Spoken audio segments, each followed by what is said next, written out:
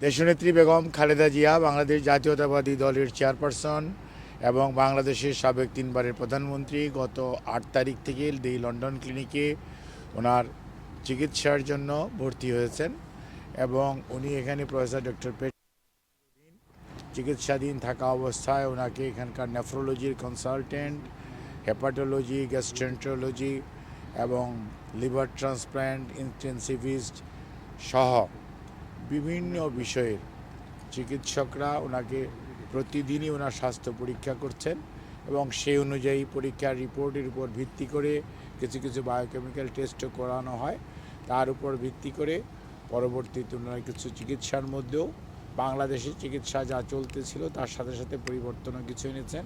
এবং ফিজিওথেরাপিস্টরাও অত্যন্ত দক্ষতার সঙ্গে তাদের কাজ করছেন, যার জন্য আর সবচেয়ে বড় কথা মনে রাখতে হবে, এতদিন উনি বাংলাদেশে যখন ছিলেন বাংলাদেশের 18 কোটি মানুষ ওনার সাথে ছিল, যেমন তেমনই ওনার সবচেয়ে নিকট আত্মীয় বলতে যা বোঝায়, অর্থাৎ ওনার যে বড় ছেলে অর্থাৎ ভারপ্রাপ্ত চেয়ারম্যান জনাব তারেক রহমান সাহেব ছিলেন না, ওনার স্ত্রী সহধর্মিণী ডক্টর জুবাইদা রহমান, ওনার নাতনিরা জাইমা এবং জাহফিয়া এবং জাহিয়া রহমান ওনারাও ছিলেন না, শামেলা রহমান উনি ছিলেন, তারপর এসছেন। কাজে ওনার যে নিকট আত্মীয়রা বলতে যা বোঝায় এই মুহূর্তে ওনারা তাদেরকে পাওয়ার কারণে মানসিকভাবে উনি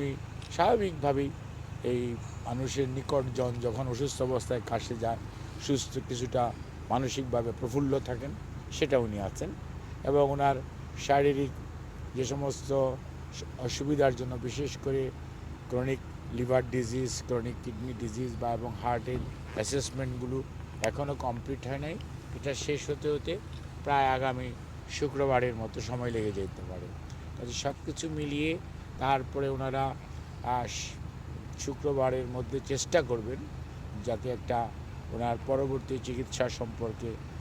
একটা প্ল্যান করা যায়। এখন যেটা প্রয়োজন অতি দ্রুত বা অতি তাড়াতাড়ি যে সমস্ত পরিবর্তন আনা প্রয়োজন সেগুলো আনা হচ্ছে, বাট ওনার পরবর্তী চিকিৎসা যা কতটুকু প্রয়োজন বা কতটুকু লাগবে সে সমস্ত বিষয়গুলো নিয়ে আমাদের চিকিৎসকরাও মেডিকেল বোর্ডের ওনার যে বাংলাদেশের member professor FM Siddiqui, professor Nuruddin, professor doctor Shahabuddin, doctor Zafar Iqbal Al Mamun সহ এবং ডক্টর জুবাইদা রহমান উনি সবসময়ই থাকেন। আমার ভারপ্রাপ্ত চেয়ারম্যান সাহেব তো দিনের মধ্যে প্রায় দীর্ঘ সবসময়ই ওনার পাশে থাকার চেষ্টা করেন। কাজে সার্বিকভাবে ওনার চিকিৎসার ব্যাপারে দেশবাসী যেমন উদ্বিগ্ন, ঠিক একইভাবে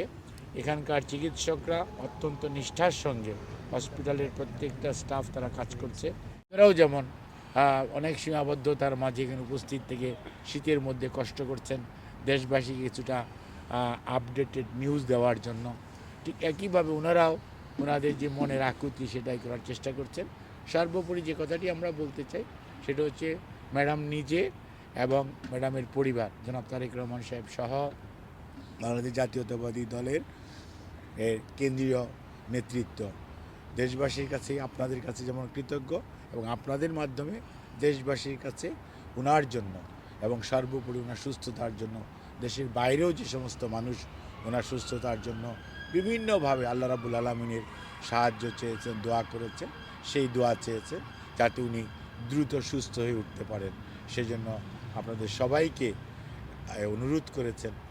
এবং আপনাদেরকেও ধন্যবাদ জানিয়েছেন যে আপনারা কষ্ট করছেন। ওনার উপর অনেক অত্যাচার নির্যাতন হয়েছে, কিন্তু উনি সবসময়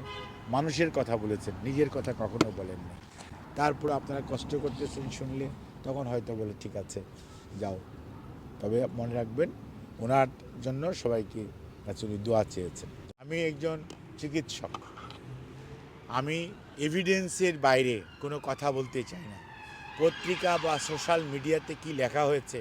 ওটি নিয়ে আমি কোনো মন্তব্য করতে চাই না। আমাদের পরীক্ষা নিরীক্ষার পরে যেটা ফাইন্ডিংস আসবে সেটা আসবে। আমরা ওনার চিকিৎসা 2017 সেপ্টেম্বর এখানে ভালো চোখের চিকিৎসা করিয়ে গেছেন। 18 ফেব্রুয়ারি থেকে উনি জেলখানায় ছিলেন, হেঁটে গিয়েছেন, তারপর হুইল চেয়ার বাউন্ড হয়েছেন, কি হয়েছেন সব জিনিস আমরা বলেছি, ওনার চিকিৎসকরা বলেছেন। এখন পরীক্ষা নিরীক্ষা যা বের হয়ে আসে সেটাই, আমি কোনো স্পেকুলেশন করতে চাই না। ধন্যবাদ।